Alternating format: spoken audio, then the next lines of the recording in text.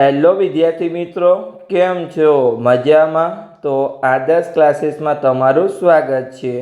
તો આજે આપણે ધોરણ 6 વિષય ગણિત પ્રકાશ ચેપ્ટર નંબર 5 અવિભાજ્ય સંખ્યાઓની આજે આપણે વાત કરવાના છીએ, જેનો આજે લેક્ચર નંબર 12 છે.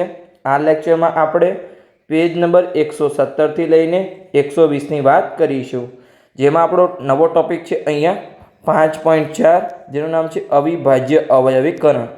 તો હવે અવિભાજ્ય અવયવીકરણ કોને કહેવાય? હું તમને પહેલાં સિમ્પલી સમજાવી દઉં, પછી તમારી બુકમાં જે વાર્તા અને ટોપિક તમને ડિટેલમાં સમજાવવાનો પ્રયત્ન કર્યો છે એ આપણે અહીંયા સમજીએ.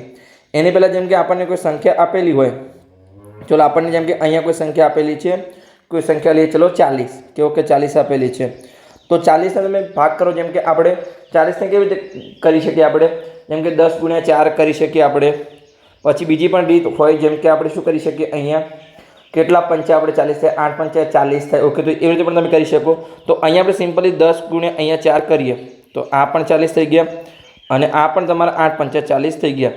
પણ તમારે આમાં શું, આ બંને શું છે? આ તમે બંનેમાં જોયું કે 10 × 4 હોય કે 8 × 5 હોય, એમાં તમારી દરેક અવિભાજ્ય સંખ્યા નથી, કેમ કે 10 વિભાજ્ય છે, 4 પણ વિભાજ્ય છે, અહીંયા 8 પણ વિભાજ્ય છે, 5 ઓકે અવિભાજ્ય છે.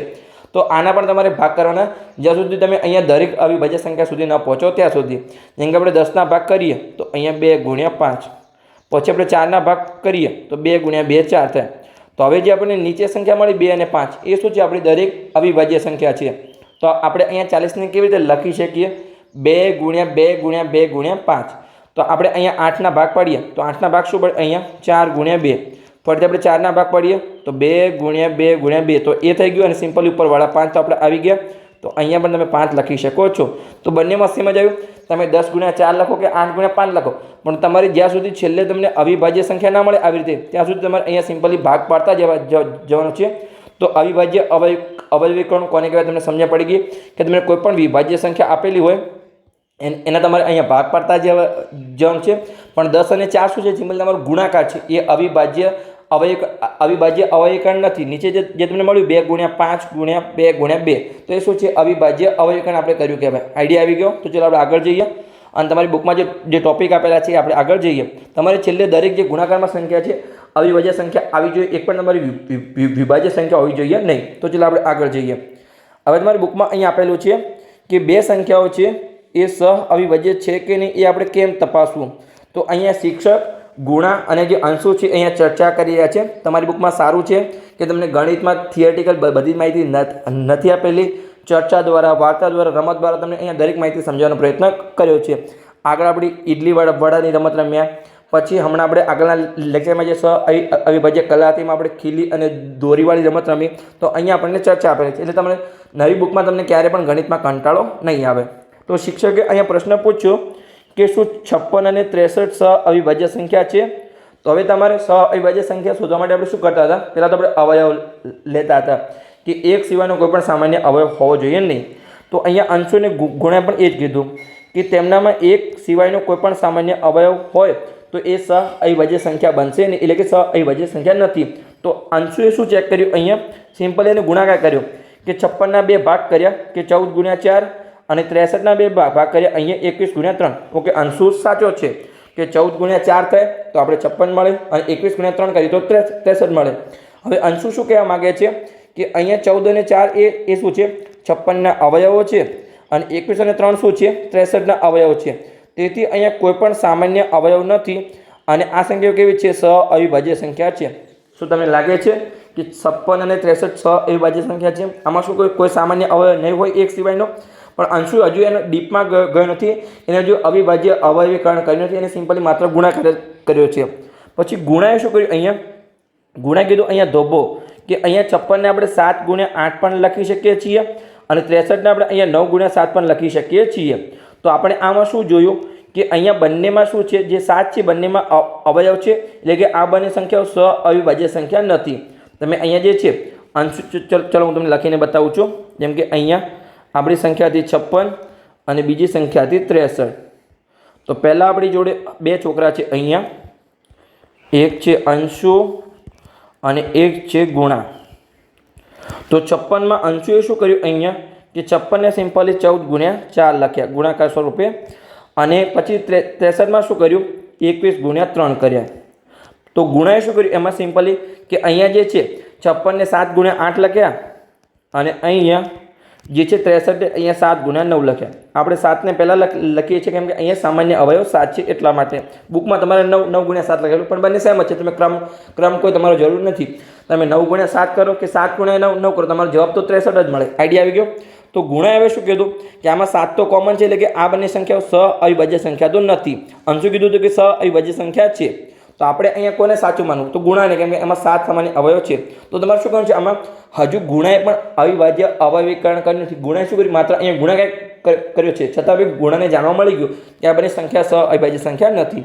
તો અહીંયા તમારી બુકમાં જે આપેલું છે આપણે વાંચીએ કે દેખીતી રીતે અહીંયા ગુણા સાચી છે, કારણ કે અહીંયા 7 એક સામાન્ય અવયવ છે. તો ચલો આપણે આગળ જઈએ અને તમારી બુકની માહિતી વાંચીએ, અને પછી આપણે અવિભાજ્ય અવયવીકરણ આપણે કરીએ કે આ બંને સંખ્યા 56 અને 63નું.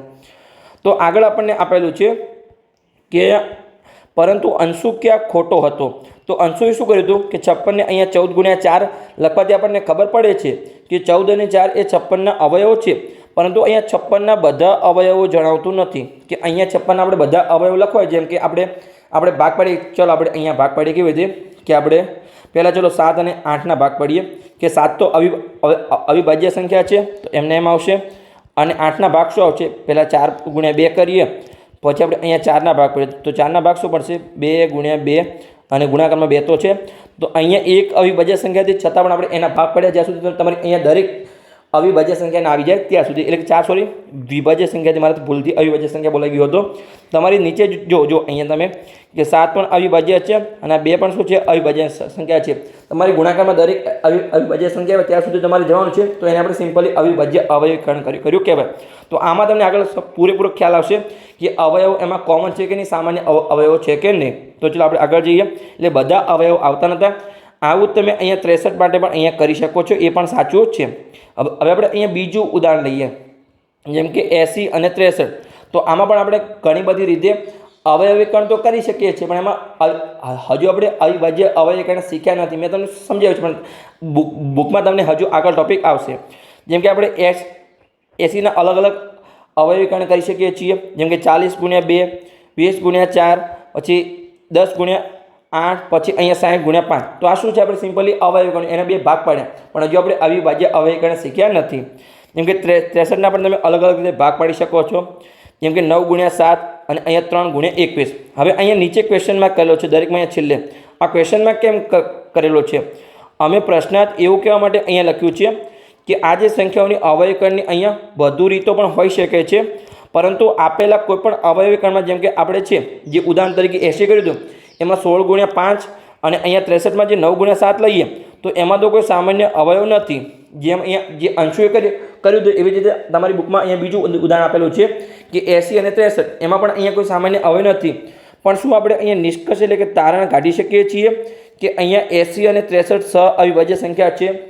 અંશુની ઉપરની ભૂલ બતાવે છે, તેમ છતાં તે આપણે નિષ્કર્ષ કાઢી શકતા અહીંયા નથી, કારણ કે અહીંયા સંખ્યાઓના અવયવીકરણની અન્ય રીતો પણ હોઈ શકે છે. એટલે કે આનો અર્થ એ છે કે બે સંખ્યાઓ સઅવિભાજ્ય સંખ્યા છે કે નહીં તે તપાસવા માટે આપણે અહીંયા વધુ વ્યવસ્થિત અભિગમની જરૂર છે, જેનું નામ છે અહીંયા અવિભાજ્ય અવયવીકરણ. તો ચાલો આપણે હવે ટોપિક આપણે શીખીએ અવિભાજ્ય અવયવીકરણ શું છે. શું આપણે જે સિમ્પલ છે 80ને આપણે 16 ગુણ્યા 5 લખીએ કે 10 ગુણ્યા જે છે 8 લખીએ, 20 ગુણ્યા 4 લખીએ કે 40 ગુણ્યા 2 લખીએ, શું આપણને એક ખબર પડશે કે જે 63માં 9 ગુણ્યા 7 છે અને 21 ગુણ્યા 3 છે, આ બંને સઅવિભાજ્ય સંખ્યા નથી. તો આનો આપણે શું કરવું પડશે? અહીંયા અવિભાજ્ય અવયવીકરણ કરવું પડશે. જેમ આગળ આપણે અહીંયા જે છે એ 56નું કર્યું હતું એવી રીતે કે અહીંયા 7 ગુણ્યા 2 ગુણ્યા 2. તમે અહીંયા 63નું પણ કરી શકો છો. ચલો આપણે હવે કરીએ, કેમ કે હવે આપણે ટોપિક શીખવાનો છે અવિભાજ્ય અવયવીકરણ. તો આપણે જેમ કે 7 તો અવિભાજ્ય સંખ્યા છે, એને આપણે એમને એમ જ રાખીએ. પછી 9ના આપણે 2 ભાગ પાડીએ અહીંયા કે 3 ગુણ્યા 3. તો આને શું કે આપણું અવિભાજ્ય અવયવીકરણ કહેવાય. તમારી દરેક સંખ્યા અવિભાજ્ય હોવી જોઈએ, જે ગુણાકાર સ્વરૂપે છે એ. તમે આગળ જે ઉપર છે 21માં પણ કરી શકો છો અહીંયા, જેમ કે 21ના 7 ગુણ્યા 3 અને ગુણાકારમાં 3. તો સિમ્પલી આ જ આવ્યો, સેમ જ છે, ખાલી અહીંયા તમારો ક્રમ અદલા બદલી થઈ ગયો છે. ઉપર તમે અહીંયા જે છે, ચલો આને આપણે નીચે લઈ જઈએ, એટલે તમારું અહીંયા જે ગુણા માટેનું હતું એના માટે. તમે ઉપરના જે 56 છે એનું પણ અહીંયા તમે અવિભાજ્ય અવયવીકરણ કરી શકો છો। જેમ કે આપણે 14 ના 2 ભાગ પાડીએ અહીંયા તો 7 ગુણ્યા 2 અને 4 ના 2 ભાગ પાડીએ તો 2 ગુણ્યા 2 તો ઉપર પણ આ જ આવ્યો, નીચે પણ આ જ આવ્યો। તમે ગમે તે રીતે કરશો તમારા છેલ્લે જે અવિભાજ્ય સંખ્યાઓનો ગુણાકાર છે એ તમારો સરખો જ આવશે, ખાલી તમારે કદાચ ક્રમની અદલા બદલી હોઈ શકે છે। તો ચલો આપણો આગળ જે ટોપિક છે શીખીએ કે અવિભાજ્ય અવયવીકરણ કોને કહેવાય। જેમ આપણે અહીંયા 56 ને અહીંયા 4 ગુણ્યા 1400 રૂપિયા લખ્યું હતું તો એને આપણે ભાગ પાડીશું। તમારી બુકમાં એ જ સમજાવ્યું છે અહીંયા કે 14 ને અહીંયા આપણે 2 ગુણ્યા 700 રૂપિયા લખીશું, 4 ને અહીંયા આપણે 2 ગુણ્યા 200 રૂપિયા લખીશું અને છેલ્લે આપણે શું આવવું જોઈએ, અહીંયા દરેક અવિભાજ્ય સંખ્યા આવી જોઈએ। જો અહીંયા તમારું નીચે લખેલું જ છે કે અહીંયા વિભાજ્ય સંખ્યા હોય એને તમે એવી રીતે અહીંયા વિભાજિત કરી એટલે કે એને એવા ભાગલા પાડો કે છેલ્લે ખાલી અહીંયા ફક્ત તમારી અહીંયા અવિભાજ્ય સંખ્યાઓ ગુણાકાર સ્વરૂપે અહીંયા બાકી રહે। જો આપણે અહીંયા જે હતી જેમ કે આપણે 56 હતા એના આપણે જે 7 ગુણ્યા 2 ગુણ્યા 2 ગુણ્યા 2 કર્યા એમાં આપણે એટલા ભાગ પડે કે છેલ્લે આપણી અવિભાજ્ય સંખ્યાઓ જ વધે। અહીંયા જો 7 ગુણ્યા 3 ગુણ્યા 3 તો 7 અને 3 શું છે, અવિભાજ્ય સંખ્યા, 7 અને 2 પણ શું છે, અવિભાજ્ય સંખ્યા છે। છેલ્લે તમારે કોઈ પણ વિભાજ્ય સંખ્યા વધવી જોઈએ નહીં એટલે તમારે અહીંયા ભાગ પાડવાના છે। તો એ તમને અહીંયા એટલા માટે મેં અહીંયા જે છે એના પર યલો પેનથી હાઇલાઇટ કરેલું છે। આઈડિયા આવી ગયો? તો ચલો આપણે આગળ વધીએ અને કેટલાક આપણે અહીંયા ઉદાહરણ લઈએ। જેમ કે આપણને અહીંયા 36 આપેલું છે, ચલો આપણે નીચે 36 માટે અહીંયા આપણે અવિભાજ્ય અવયવીકરણ કરીએ। આની ઘણી બધી રીતો છે। જેમ કે આપણા જોડે 36 સંખ્યા છે તો એને આપણે અહીંયા 4 રીતે પહેલાં તો ગુણાકાર સ્વરૂપે લખી શકીએ છીએ। જેમ કે પહેલો ગુણાકાર છે અહીંયા આપણે એ લખી શકીએ 2 ગુણ્યા 18, શું પછી 36 ને 3 વડે ભાગી શકીએ તો કે હા 12 તરી 36 થાય। તો અહીંયા આપણે લખી શકીએ છીએ કે 3 ગુણ્યા 12 પછી 4 વડે ભાગી શકાય તો કે હા, તો કે અહીંયા 9 ચોક 36 એટલે કે 4 ગુણ્યા 9 પછી 5 વડે ભાગી શકાય તો કે ના 6 વડે, તો અહીંયા આવશે 6 ગુણ્યા 6 36। ઓકે, તો આ આપણી ટોટલ 4 રીત થઈ ગઈ। હવે આનું તમારે અવિભાજ્ય અવયવીકરણ કરવું હોય તો તમારે એટલા ભાગ પાડતા જવાનું છે। જેમ કે 2 તો આપણી અહીંયા શું છે, અવિભાજ્ય સંખ્યા છે તો એને પહેલાં સિમ્પલી લખી દો। પછી 18ના શું ભાગ પડશે, અહીંયા 2 ગુણ્યા 9 તો 2 આપણી અવિભાજ્ય સંખ્યા આવી ગઈ, 9 હજુ આપણી અહીંયા વિભાજ્ય સંખ્યા છે તો 9ના અહીંયા ફરીથી ભાગ પાડો। તો જે પણ તમારી વિભાજ્ય સંખ્યા એને તમારે નીચે આવી રીતે લાઈન કરી દેવાની છે એટલે તમને આઈડિયા કે આના ભાગ પાડ્યા છે। પછી આપણે 9ની નીચે લાઈન કરી દઈએ, પછી 2 ગુણ્યા 2 અને 9ના ભાગ પડશે અહીંયા 3 ગુણ્યા 3। તો હવે તમારી શું આવી ગઈ, અહીંયા દરેક શું આવી ગઈ, અવિભાજ્ય સંખ્યા આવી ગઈ 2 અને 3, તો આને કહેવાય સિમ્પલી અવિભાજ્ય અવયવીકરણ। તો આપણે અહીંયા જે 3 ગુણ્યા 12 કર્યા હતા એમાં પણ આપણે અવિભાજ્ય અવયવીકરણ કરીએ તો 3 છે એ અવિભાજ્ય સંખ્યા છે તો એમને એમ આવશે। 12ના આપણે અહીંયા ભાગ પાડીશું, 12માં આપણે પહેલાં તો શું લખીશું, અહીંયા 2 ગુણ્યા 6 તો ઓકે। હજુ આપણે 6 પણ વિભાજ્ય સંખ્યા છે તો એના પણ ભાગ પાડવા પડશે તો 3 અવિભાજ્ય છે, એમને 2 પણ અવિભાજ્ય છે પણ 6 વિભાજ્ય છે તો એના ભાગ પડશે અહીંયા 2 ગુણ્યા 3 તો તમારું આવી ગયું। અહીંયા પણ તમારું જો તમે આવી રીતે લખી શકો છો અહીંયા કે 2નો ગુણાકાર 2 વખત છે તો 2નો વર્ગ ગુણ્યા અહીંયા 3 2 વખત છે તો 3નો પણ વર્ગ, તો અહીંયા પણ એ જ થયું। જો 3 એક વાર, અહીંયા 2 વાર, તો અહીંયા 3નો વર્ગ અને ગુણ્યા તમે 2નો વર્ગ, કોઈ પણ ક્રમમાં તમે લખી શકો છો આગળ પાછળ, પણ તમારો દરેક જગ્યાએ 2નો વર્ગ અને તમને 3નો વર્ગ મળશે। જેમ કે અહીંયા આપણે 4ના ભાગ પાડીએ તો 4ના ભાગ શું પડશે, 2 ગુણ્યા 2 અને 9ના ભાગ અહીંયા 3 ગુણ્યા 3, તો સિમ્પલી તમને મળી ગયું અહીંયા કે 2નો વર્ગ અને ગુણ્યા 3નો વર્ગ। અહીંયા તમારી બુકમાં વર્ગ આપેલું નથી પણ હું તમને સિમ્પલી સમજાવવા માટે પ્રયત્ન કરું છું અહીંયા કે 2 વખત આવ્યું છે અને ગુણાકારમાં 3 પણ 2 વખત છે એટલે તમને દરેક જગ્યાએ આ તમારું સેમ જ આવશે। પછી આપણે 6 ગુણ્યા 6ના ભાગ પાડીએ, જેમ કે 6ના ભાગ શું પડશે, અહીંયા 2 ગુણ્યા 3 અને અહીંયા બીજા 6ના ભાગ પડશે 2 ગુણ્યા 3, તો અહીંયા પણ શું આવશે, જો 2 વખત છે તો 2નો વર્ગ અને અહીંયા 3 પણ 2 વખત છે તો 3નો વર્ગ। તમે અહીંયા 36નો કોઈ પણ રીતે તમે ભાગ પાડો, જેમ કે આપણે 2 ગુણ્યા 18 કર્યા, પછી 3 ગુણ્યા 12 કર્યા, 9 ગુણ્યા 4 કરો કે 6 ગુણ્યા 6 કરો, આપણે અહીંયા 4 રીતે અવિભાજ્ય અવયવીકરણ કર્યું પણ છેલ્લે જે તમારો અવિભાજ્ય સંખ્યાનો ગુણાકાર છે એ તો સેમ જ હશે કે 2 ગુણ્યા 2 વખત અને 3 ગુણ્યા 3 2 વખત એટલે કે 9 ગુણ્યા 4 સિમ્પલ તમારે અહીંયા 36 થઈ જાય છે। આઈડિયા આવી ગયો? તો તમે આવી રીતે અહીંયા ઘણી રીતે કરી શકો છો। તમારી બુકમાં આ જ આપેલું, તમે અહીંયા જુઓ કે આ તમારું અહીંયા 36 વડે કરેલું છે કે 2 ગુણ્યા અહીંયા 18 કર્યા, 3 ગુણ્યા 12 કર્યા, 4 ગુણ્યા 9 કર્યા, 6 ગુણ્યા 6 કર્યા અને છેલ્લે તમારું અહીંયા અવિભાજ્ય અવયવીકરણ કર્યું છે જે મેં હાલ તમને સિમ્પલ રીતે અહીંયા સમજાવ્યું એ તો કોઈ નવું નથી। જો અહીંયા પણ એ જ લખેલું છે કે 4 કિસ્સાઓમાં આપણને અહીંયા 2 વખત 2 મળ્યા અને 2 વખત 3 મળે છે। આઈડિયા આવી ગયો સિમ્પલી? તો ચાલો આપણે આગળ વધીએ અને આગળના ટોપિક આપણે અહીંયા જોઈએ તમારી બુકમાં શું આપેલું છે। તો હવે આપણને એ જ કીધું છે અહીંયા તમને કે તમારે કોઈ ક્રમ મહત્વનો નથી। જો અહીંયા લખેલું છે જેમ કે આપણે નીચે સમજાવીશું અહીંયા કે ક્રમ મહત્વનો નથી. આપણે આ ઉદાહરણમાં જોયું આપણે કે અવિભાજ્ય અવયવીકરણ સુધી પહોંચવા માટેની ઘણી બધી રીતો છે. શું એમાં ક્રમ મહત્વનો છે? તમે અહીંયા જેમ કે હોય આ જે છે આપણે ચાલો ક્યાં જોયું 36માં, તો આપણે અહીંયા જો પહેલાં 2 વખત 2 આવ્યા, પછી 3 × 3 પાછળ આવ્યા, આમાં 3 આવ્યા, 2 આવ્યા, 2 આવ્યા, 3 આવ્યા, પછી આમાં જો ફરીથી 2 વખત 2 આવ્યા, 3 આવ્યા, આમાં 2 3 2 3 આવ્યા. એવી રીતે એક કોઈ પણ તમારો ક્રમ જરૂર નથી, તમારો સિમ્પલી જવાબ સાચો હોવો જોઈએ. છેલ્લે કે 2 વખત આવે છે અને 3 2 વખત આવે છે. જેમ કે આગળ આપણે જોયું હતું અહીંયા કે ક્રમ કોઈ મહત્વનો નથી. આપણે અહીંયા લખ્યું હતું ક્યાં આવ્યું? અહીંયા તમે આને જો છે આપણે તમારી બુકમાં શું આપેલું હતું? અહીંયા કે 9 × 7 આવેલા હતા. આપણે અહીંયા 7 × 9 લખ્યા. ક્રમ તમારો કોઈ પણ મહત્વનો નથી, તમારો જવાબ સાચો હોવો જોઈએ. અહીંયા તમે જો એ જ હતું અહીંયા કે 21 × 3 હતા, તો અહીંયા 3 આગળ આવ્યા હતા, 3 પાછળ આવ્યો. કોઈ પણ તમારો ક્રમ જરૂરી નથી, તમારે જે પણ આવે તમારે ખાલી જવાબ સાચો હોવો જ જોઈએ. આઈડિયા આવી ગયો? ચલો આપણે આગળ વધીએ અને આગળનો અહીંયા ટોપિક આપણે જોઈએ.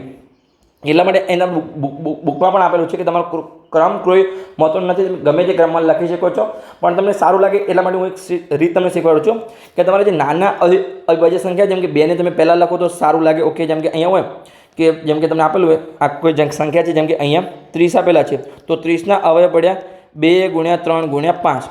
તો તમે આને 2 ને પહેલાં લખો તો સારું લાગે, પછી એનાથી મોટી અને સૌથી છેલ્લે મોટી સંખ્યા લખો તમને અહીંયા સારું લાગે. બાકી તમે આને 5 × 3 × 2 લખો તો પણ સાચું છે. તમે 3 × 2 × 5 લખો તો પણ સાચું છે. અહીંયા 3 × 5 × 2 લખો, તમારી દરેક રીત અહીંયા સાચી છે. ક્રમ કોઈ મહત્વનો નથી. પણ તમે નાની સંખ્યાથી મોટી સંખ્યા તરફ અવિભાજ્ય સંખ્યા લખો તો કે તમને ખ્યાલ પણ આવે કે આવી રીતે અહીંયા થાય છે. બાકી કોઈ અહીંયા તમે ગમે તે રીતે લખી શકો છો. આઈડિયા આવી ગયો? તો ચાલો આપણે આગળ વધીએ અને આગળનો અહીંયા આપણે ટોપિક જોઈએ તમારી બુકમાં શું આપેલું છે. તો અહીંયા જો લખેલો છે કે આપણે આગળના ધોરણમાં અહીંયા ગુણાકાર માટે ક્રમનો નિયમ અને જૂથનો નિયમ આપણે શીખવાના છીએ, પણ ક્રમ કોઈ મહત્વનો નથી. ઓકે, પણ સામાન્ય રીતે અવિભાજ્ય સંખ્યાઓને આપણે ચડતા ક્રમમાં લખ્યું તો આપણને અહીંયા સારું લાગે. મેં તમને કીધું એવી રીતે કે નાની સંખ્યાથી મોટી સંખ્યા તરફ લખીએ તો ઓકે કે સારું લાગે. આપણે સામાન્ય રીતે આવી રીતે અહીંયા લખીએ છીએ, બાકી કોઈ ક્રમ મહત્વનો નથી. ચલો આપણે આગળ જઈએ કે આપણે જે છે 2 સંખ્યાઓના ગુણાકારનો આપણે અવિભાજ્ય અવયવીકરણ કરીએ. જેમ કે આપણને આપેલું હોય આપણે એ જ આગળ શીખી ગયા છીએ. જેમ કે આપણને 72 આપેલી છે, તો 72માં આપણને 2 સંખ્યાના ગુણાકાર સ્વરૂપે આપેલું છે. જેમ કે અહીંયા 12 × 6, તો આનો આપણે અવિભાજ્ય અવયવીકરણ કરવાનું છે.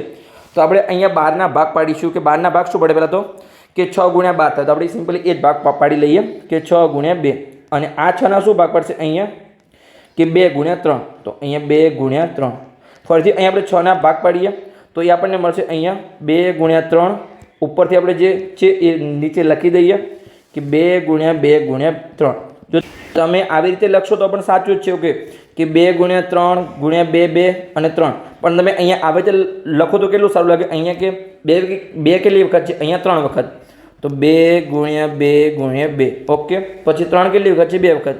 ઓકે, તમે તો ચડતા ક્રમમાં લખો તમને સિમ્પલી દેખાય કે અહીંયા 2 3 વખત છે અને 3 અહીંયા 2 વખત છે. પણ તમે આવી રીતે લખશો તો પણ તમારું પૂરેપૂરું સાચું છે, એમાં કોઈ તમારા ક્રમની કોઈ જરૂર નથી. પણ સામાન્ય રીતે આવી રીતે લખાય છે કે ચડતા ક્રમમાં. આઈડિયા આવી ગયો? ચાલો આપણે આગળ વધીએ. આગળ બસ તમારી બુકમાં આ જ આપેલું છે. હવે જે અહીંયા આપણું લેક્ચર પૂર્ણ થાય છે, આગળના લેક્ચરમાં આપણે જે દાખલા છે એની ગણતરી કરીશું, જે આપણો વિચારો અને શોધો છે એની.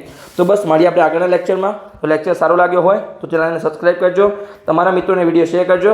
હવે આગળના લેક્ચરમાં આપણે ઘણા બધા અવિભાજ્ય અવયવીકરણના દાખલાની પ્રેક્ટિસ કરવાના છીએ. તો હાલ કદાચ તમને ના આવડ્યું તો પણ ડરવાની જરૂર નથી.